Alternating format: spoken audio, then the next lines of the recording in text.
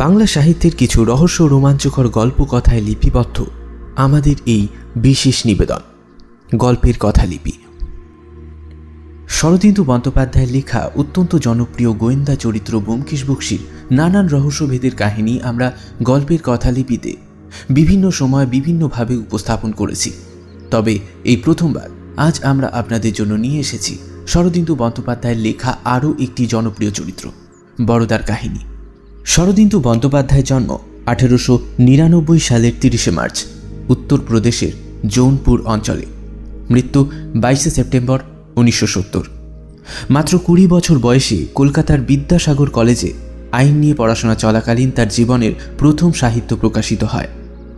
বাঙালিদের অত্যন্ত জনপ্রিয় গোয়েন্দা চরিত্র ব্যোমকেশ বক্সীর প্রথম আত্মপ্রকাশ ঘটে 1932 সালে, যেটা হয়েছিল একমাত্র তারই হাত ধরে। তার অন্যান্য রচনাগুলির মধ্যে ঝিন্দের বন্দি, তুঙ্গভদ্রার তীরে, দাদার কীর্তি, বাংলা সাহিত্যের প্রেক্ষাপটে অমর গুঞ্জনা। তার সৃষ্ট চরিত্র বরদা মূলত সংশয়বাদী নাস্তিক থেকে অতিপ্রাকৃত হয়ে ওঠার কাহিনীগুলোকেই বয়ান করে। বরদা সিরিজের তেমনই একটি গল্পের কথালিপিতে আজকের অডিও সংস্করণ। চলুন তবে আর বেশি দেরি না করে শুরু করা যাক আমাদের আজকের গল্প, শরদিন্দু বন্দ্যোপাধ্যায়ের লেখা বরদা সিরিজ থেকে সংগৃহীত প্রেতপুরী।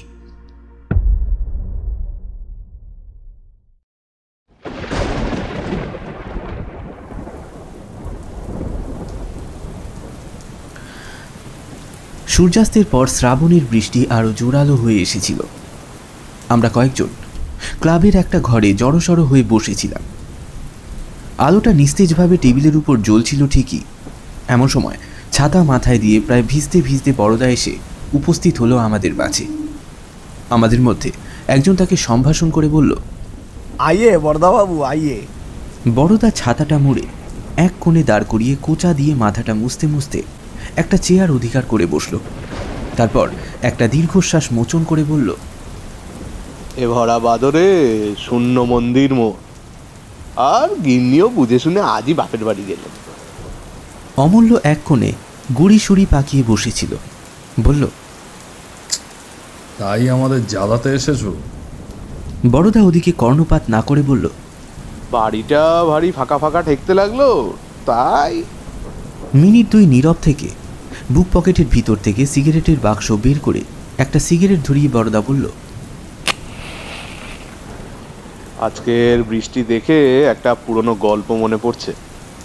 এই সারলে। অমূল্য উঠে দাঁড়িয়ে বলল, একটু যে নিশ্চিন্তি হয়ে ক্লাবে বসবো তার জো নেই। আমি বাড়ি চললুম। ঋষি, তোমার ছাতাটা যদি দাও। ঋষি ঘাড় নেড়ে বলল, আমাকেও তো বাড়ি যেতে হবে, আর বৃষ্টি আজ রাত্রে থামবে বলে মনে হচ্ছে না। অমূল্য ব্যাকুল চোখে ঘরের চারিদিকে একবার তাকিয়ে দেখল, কিন্তু ছাতার সত্ত্বাধিকারী কারোর মুখে করুণার কণা মাত্র না দেখে হতাশভাবে আবার চেয়ারে বসে পড়ল। পৃথ্বী জোরে হেসে উঠল, অমূল্য, কপালে লিখিতং ঝাঁটা, কোন সালা কিং করিষ্যতি। চুপচাপ বরদার গল্পটা শুনেই যাও। অমূল্য জবাব দিল না। বড়দা আরম্ভ করল, বছর কয়েক আগেকার কথা। সেবারও এমন নিদারুণ বর্ষা। ভাসছে বিলখাল, ভাসছে বিলকুল, ঝাপসায় ঝাপটায় হাসছে জুঁইফুল। আমার মাতুতো ভাইয়ের বিয়েতে বরযাত্রী গিয়েছে। তা দাদা বিয়ে করলেন বাংলাদেশের এক অতি পুরনো পচা পাড়াগায়। আমাদের কারুর মত ছিল না, কিন্তু প্রজাপতি শুনলেন না, অগত্যা সেইখানেই যেতে হলো। একে পল্লী গ্রাম, তাই বর্ষাকাল। সে দৃশ্য বর্ণনা করা আমার সাধ্য নয়। সুবিধের মধ্যে ওই রেল স্টেশন ক্রোশখানেকের মধ্যেই ছিল। স্টেশনে নেমে সকলে পদব্রজে কনের বাড়ির দিকে যাত্রা করল, কারণ জানা গেল যে মধ্যে একটা পুল ভেঙে গিয়ে পথ গরুর গাড়ির পক্ষেও দুর্গম হয়ে উঠেছে। পুরোহিত ন্যায়রত্ন মশাই সঙ্গেই ছিলেন। কাদার মধ্যে তার এক পাটি খড়মন্তরিত হলো দেখে আমরা নিজের নিজের জুতো খুলে বগলে নিলুম। তারপর অনেক বাধা বিঘ্নের ফাড়া কাটিয়ে যখন মেয়ের বাড়ি উপস্থিত হলুম, তখন বর থেকে নাপিত পর্যন্ত কাউকেই চেনা গেল না। কেবল মেসোমশাই গোপ থেকে কাদা নিংড়োতে নিংড়োতে কাকে খিচোচ্ছিলেন। গলার আওয়াজে তাকে ধরে ফেললুম। এই এক ক্রোশ পথ বাইশের মতো কাদার মধ্যে দিয়ে হেঁটে বেশ পরিশ্রম হয়েছিল। তাই কন্যাপক্ষ যখন মুগের ডালের খিচুড়ি আর হাঁসের ডিম ভাজা দিয়ে আমাদের অভ্যর্থনা করলেন, তখন কিছু অতিরিক্ত মাত্রায় খেয়ে ফেললুম। আহার আনতে কিন্তু বেশ বড় কষ্টও পেতে হলো। আমরা সংখ্যায় বরযাত্রী প্রায় 20 জন ছিলাম। যে ঘরটিতে আমাদের বিশ্রাম করতে দেওয়া হলো তাতে শোয়া নয়, ওই ঠাসাঠাসি করেই কোনো রকমে 20 জন বসতে পারে। গুরু ভোজনের পর সকলের মনেই একটু গড়াবার ইচ্ছে ছিল, কিন্তু তাও আর ঘটে উঠল না।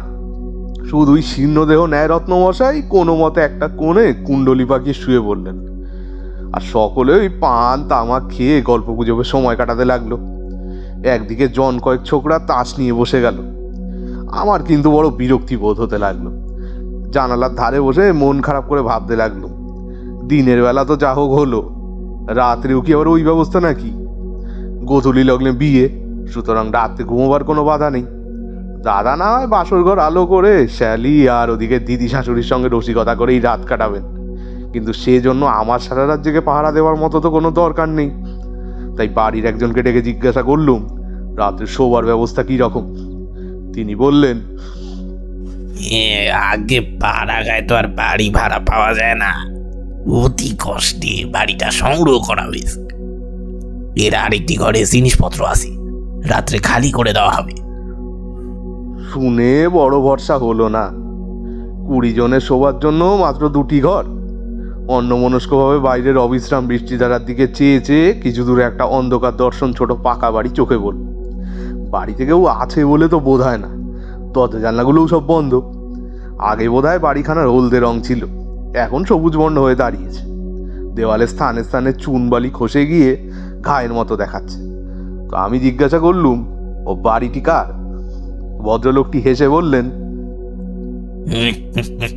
আপাতত ভূতের। একটু বিস্মিত হয়ে তাকে প্রশ্ন করতেই তিনি যা বললেন তার মর্ম এই, কিছুকাল পূর্বে ওই বাড়িটি এক ভদ্রলোকের ছিল। অবশ্য তার নিজের তৈরি নয়, পৈতৃক সম্পত্তি। তিনি গ্রাম থেকে ক্রোশদই দূরে জমিদারের কাছারিতে 15 টাকা বেতনে গোমস্তা ছিলেন। সংসারে কেবল ওই স্ত্রী আর এক মেয়ে ছিল। বাবুটি এবার মদ খেতেন, অনেক সময় মাতাল হয়ে স্ত্রীকে প্রহারাদি করতেন, কিন্তু মেয়েটি তার বড় আদরের ছিল। জীবনে একবার ছাড়া আর কখনো তার গায়ে নাকি হাত তোলেন। তার স্ত্রী সতীসাধ্যী ছিলেন, তাই বছর 3 আগেই তিনি একদিন স্বর্গে চলে গেলেন। তার মৃত্যুতে স্বামীর প্রাণে দারুণ আঘাত লাগলো। এই আঘাত সত্যি কি ভণ্ডামি বলা যায় না, কিন্তু তার মাতলামি ভারী বেড়ে উঠল। একদিন তিনি জমিদারের নায়েবের সঙ্গে ঝগড়া করে তার গালে এক চপাটঘাত করে বাড়ি ফিরে এলেন। পরদিন সকালে তাকে আর খুঁজে পাওয়া গেল না। তার বদলে তার 6 বছরের মেয়ের মৃতদেহ পাওয়া গেল। পুলিশ তাকেই কন্যাঘাতী বলে সন্দেহ করে, কিন্তু আজ পর্যন্ত তার কোনো সন্ধানই পায়নি। মাঝে মাঝে কানাঘুষো শোনা যায় যে তিনি কাছে পিঠেই কোথাও লুকিয়ে আছেন। গ্রামের কেউ কেউ তাকে অন্ধকার রাত্রে মাঠে ঘুরে বেড়াতে দেখেছে, কিন্তু সেসব গুজব নিতান্তই বাজে কথা। বাড়িখানা সেই অবধি খালিই পড়ে আছে, কেউ ব্যবহারও করে না। গ্রামের 2-1 সাহসী লোক একবার রাত্রে ওই বাড়িতে শোবার চেষ্টা করেছিল, কিন্তু সে রাত্রেই ভয় পেয়ে পালিয়ে আসে। তারা বলে বাড়িতে নাকি ভূত আছে। গল্পটা শেষ শুনে বললুম, আমরা কয়েকজন যদি রাত্রে ওইখানে শুই, কারোর আপত্তি হবে কি? ভদ্রলোকটি বললেন, মশাই, আমাদেরও তো সাহস হয় না। বললুম, আমাদের যদি সাহস হয় তাহলে আপনাদের হতেই বা বাধা কি? আর সকলের দিকে ফিরে বললুম, ওহে, তোমরা কেউ ভূতের বাড়িতে শুতে রাজি আছো? সকলেরই ব্যাপার কি জানতে চাইলে, কিন্তু সমস্ত শুনে আমার মতো 2-3 জন ছাড়া আর কেউই রাজি হলো না। যাও, সন্ধ্যার আগে বৃষ্টি একটু ধরেছে। আমরা বাড়িখানা দেখতে গেলুম। বাড়িতে তালা লাগানো ছিল। সেই ভদ্রলোকটি তার চাবি জোগাড় করে আনলেন। দরজা খুলে ঘরে ঢুকতে এই ভিতরকার বদ্ধ অন্ধকার যেন বন্য জন্তুর মতো আমাদের ঘাড়ে লাফিয়ে পড়ল। স্যাঁতস্যাঁতে ভিজে একটা দুর্গন্ধ নাকে এসে ঢুকলো। তাড়াতাড়ি পাশের একটা জানালা খুলে দিতেই বাইরের মলিন আলো ম্রিয়মানভাবে ঘরে ঢুকলো। দেখলুম মেঝের ওপর প্রায় 1 ইঞ্চি পুরো ধুলো পড়েছে, কোণে কোণে ঝুল আর মাকড়সার জাল। মোটের ওপর যতদূর নোংরা আর অস্বাস্থ্যকর হতে পারে আর কি। বাড়িতে মাত্র 2টি ঘর, তার মধ্যে একটি শয়নকক্ষ, আসবাবের মধ্যে একটি পুরনো কীটদস্ত খাট আর তার মাথার কাছে কপারযুক্ত দেওয়াল আলমারি। ঘরটি নেহাত ছোট নয়, খিড়কির দিকে একটা জানালাও আছে। দেখে শুনে সঙ্গীদের মধ্যে একজন হাসবার চেষ্টা করে বললেন, আজ রাতে আর ঘুমিয়ে কাজ নেই, তাস পাশা খেলে কাটিয়ে দেওয়া যাবে। কাজ কি বাবা? ভদ্রলোকটি সঙ্গেই ছিলেন। তিনি হেসে মুখ ফিরিয়ে নিলেন। আমি বললুম, বেশ, তোমরা তাস পাশাই খেলো, আমার কিন্তু না ঘুমোলে চলে না। ভদ্রলোকটিকে বললুম, আপনি দয়া করে একটা চাকর পাঠিয়ে দেবে, ঘরটা ঝাড় দিয়ে বিছানা করে দেবে। ভদ্রলোকটি আর সঙ্গীরা ক্ষীণভাবে একবার বাধা দিলেন, কিন্তু আমার জেদ চেপেছে দেখে আর কেউ কিছু বললেন না। রাত্রে শুভকর্ম যথাসময় শেষ হয়ে গেল। রাত 10:30টার পর খাওয়া দাওয়া সাঙ্গ করে লণ্ঠন হাতে একলা শুতে গেলুম। সন্ধ্যার পর আবার বৃষ্টি আরম্ভ হয়েছিল, এখনও সমভাবে চলছে। বাড়িতে ঢুকে ভিতর দিকে দরজায় খিল লাগিয়ে দিলুম। তারপর লণ্ঠন হাতে শোবার ঘরে গেলুম। চাকর বিছানা পেতে মশারি ফেলে দিয়ে গেছিল। খিড়কির দিকে জানলাটা পূর্ববৎ বন্ধই ছিল।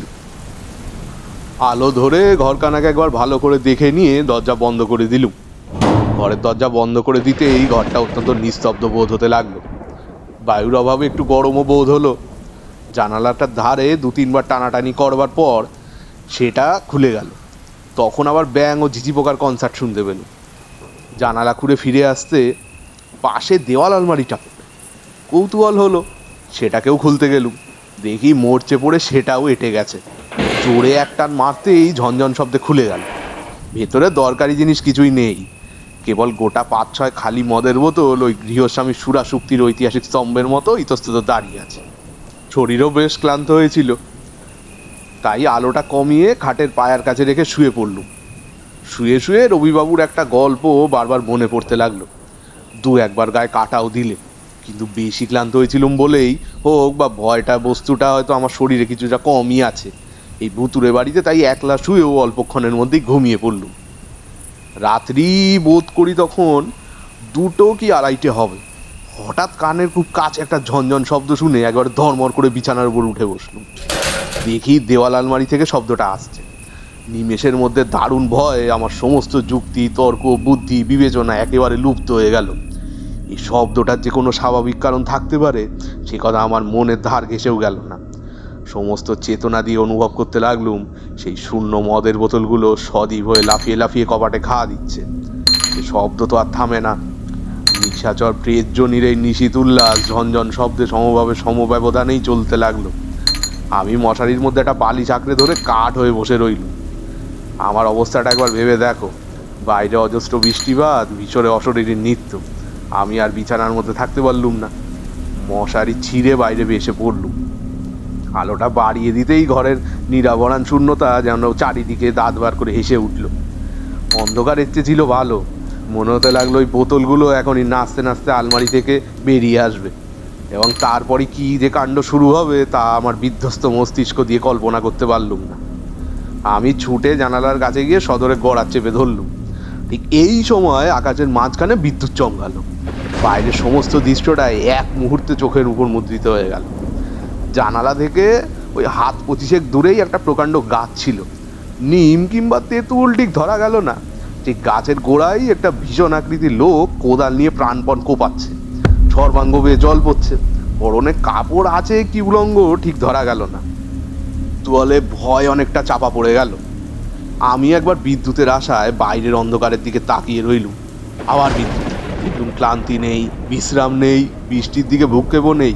লোকটা সমভাবে গাছের গোড়ায় কোদাল চালাচ্ছে, আর সেই কোদালের তালে তালে ঘরের মধ্যে আলমারির ভিতর থেকে শব্দ আসছে, ঝনঝন ঝনঝন। আমার ভয় অনেকটাই কেটে গিয়েছিল। একবার ভাবলুম ডাকি, কিন্তু যদি চোর হয় কিংবা হয়তো পাগল। কোনো কিছু স্থির করবার আগেই না বুঝে সুঝে লণ্ঠনটা জানালার সম্মুখে তুলে ধরলুম। বাইরের লোকটাকে সে আলোতে দেখা গেল না, কিন্তু হঠাৎ আলমারির ঝনঝনানি বন্ধ হয়ে গেল। শব্দটা এতক্ষণ সয়ে গিয়েছিল, থামতেই বুকের ভিতরটা কেমন ধড়াস করে উঠল। আবার থামে গেল। শব্দ থামতেই দেয়াল আলমারির দিকে তাকিয়েছিল। সেই দিক থেকে চোখ ফিরিয়ে জানালার দিকে চাইতেই ভয় আমার গায়ের রক্ত প্রায় জল হয়ে গেল। লণ্ঠনের ঘোলাটে আলোতে দেখলুম ঠিক জানালার ওপারেই একটা মস্ত ঝাঁকড়া মাথা, আর তারই ভিতর থেকে দুটো বড় বড় লাল চোখ আমার মুখের উপর স্থির হয়ে আছে। আমার হাঁটু দুটো আর গলার আওয়াজ তখন একেবারে শাসনের বাইরে চলে গেছে। চেঁচামেচি কিংবা পলায়ন দুই সমান অসম্ভব। কাঠের মূর্তির মতো দাঁড়িয়ে কেবল ঠক ঠক করে কাঁপতে লাগলো। হঠাৎ বাঘের থাবার মতো একজোড়া হাত বাইরের অন্ধকার থেকে উঠে এসে জানালা দুটো গড়ার ধরে টান দিলে জানালার ঘুম ধরা পচা কাঠ অকস্মাৎ ভেঙে গিয়ে গড়ার দুটো বার হয়ে গেল। আর প্রায় সঙ্গে সঙ্গে একটা ক্লেদাত্মক গিরগিটির মতো সেই ফাঁক দিয়ে লোকটা ঘরের মধ্যে ঢুকে বলল। আমার দিকে কটমট করে তাকিয়ে বলল, তুমি কে? যে নামটা পর্যন্ত সব ভুলে গিয়েছিলুম, তাই উত্তর দেওয়া হয়ে উঠল না। লোকটা নিষ্ফলক দৃষ্টিতে আমার দিকে চেয়ে রইল। তারপর তার মাথার চুলগুলো সজারুর কাটার মতো খাড়া হয়ে উঠল। সে ভাঙা গলায় চিৎকার করে উঠল, তুমি পুলিশ? তো প্রবল বেগে ঘাড় নেড়ে জানালুম যে না, আমি পুলিশ নই। আশ্চর্য, লোকটা তখনই অকপটে তাই বিশ্বাস করে মাটিতে বসে বলল। কোমরে একটা শতচ্ছিন্ন ন্যাকড়া জড়ানো ছিল মাত্র। একবার ঘরের চারদিকে তাকিয়ে বললে, 3 মাস মদ খাইনি, বুকটা ফেটে যাচ্ছে, আমাকে একটু মদ দিতে পারো? বেশি নয়, 1 গ্লাস। এমন বুক ফাটা মিনতি আর কখনো শুনেছি বলে মনে হয় না। বোধ হলো মদের দুর্নিবার পিপাসা এই লোকটাকে পাগল করে দিয়েছে। একটা সন্দেহ গোড়া থেকেই আমার মনে উকি মারছিল। আমি বললাম, মদ তো নেই, কিন্তু আপনি কি? লোকটা 2 হাঁটুর মধ্যে মাথা রেখে অনেকক্ষণ চুপ করে রইল। শেষে মাথা তুলে বললে, এই বাড়ির মালিক আমি নিজে। নিজের মেয়েকে খুন করে পালিয়ে যাই, গোমস্তাগিরি করতুম। একদিন ঝগড়া করে চলে এলো, তখন স্ত্রী বেঁচে নেই, শুধু মেয়ে। বাড়ি আসতে মেয়েটা বললে, বাবা, খেলা করতে করতে পায়ের মল গাছতলায় কোথায় পুঁতে রেখেছি, আর খুঁজে পাচ্ছি না। মাথায় রাগ চড়েই ছিল, মারলুম মেয়েটার রগে 1 চড়। মেয়েটা সেইখানে পড়েই মরে গেল। সেই থেকে পুলিশের ভয়ে পালিয়ে বেড়াচ্ছি। মেয়েটা মরেছে জাগে, কিন্তু তার মল কগাছা কিছুতেই খুঁজে পাচ্ছি না। এই বলেই লোকটা লাফিয়ে উঠে একবার আলমারির দিকে ছুটে গেল। খালি বোতলগুলো পেরে পেরে মাটিতে আছড়ে ভাঙতে লাগলো। তারপর উন্মত্ত একটা চিৎকার করে যে পথে এসেছিল সেই পথেই বেরিয়ে গেল। মিনিট 2 ঘর একেবারে নিস্তব্ধ। তারপর আলমারির কাচের কপাট দুটো সজোরে শব্দ করে উঠল, ঝনঝন ঝন।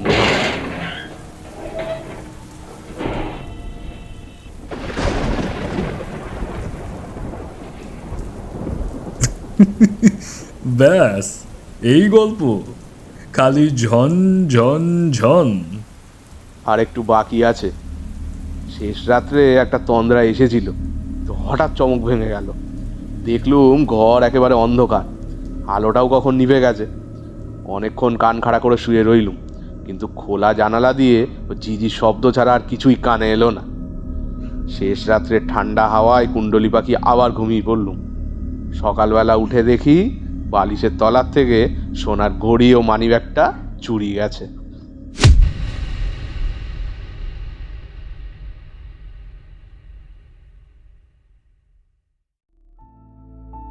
শুনছিলেন প্রেতপুরী। আমাদের আজকের গল্পে বড়দার চরিত্রে সম্রাট, পৃথ্বীর ভূমিকায় শুভ্রজিৎ, অমূল্য এবং ভৌতিক চরিত্রে রোহন, ঋষির কণ্ঠে অরুণাভ, ভূতের কন্যার কণ্ঠে অমৃতা, সবশেষে গল্পকথক এবং গল্পের সূত্রধার আমি অনিক। আমাদের আজকের গল্পে আবহ সঙ্গীতে বিশেষভাবে সাহায্য করেছে সম্রাট রায়। আমাদের আজকের গল্প যদি আপনাদের ভালো লেগে থাকে তাহলে লাইক, কমেন্টস এবং শেয়ার করতে ভুলবেন না। দিনের শেষে চ্যানেলটিকে সাবস্ক্রাইব করে বেল আইকনটি প্রেস করে নিন, যাতে আমাদের নিবেদন সরাসরি পৌঁছে যেতে পারে আপনাদের কাছে। এখন আমরা শুধু ইউটিউবেই নই, আছি স্পটিফাইতেও, তাই ইউটিউবের পাশাপাশি স্পটিফাইতেও ফলো করতে ভুলবেন না। দেখা হচ্ছে আগামী সপ্তাহের রবিবার ঠিক রাত 8টায় নতুন কোনো গল্পকে সঙ্গী করে। ততক্ষণ পর্যন্ত সুস্থ থাকুন এবং গল্পের কথা লিপিকে অফুরান ভালোবাসা দিন।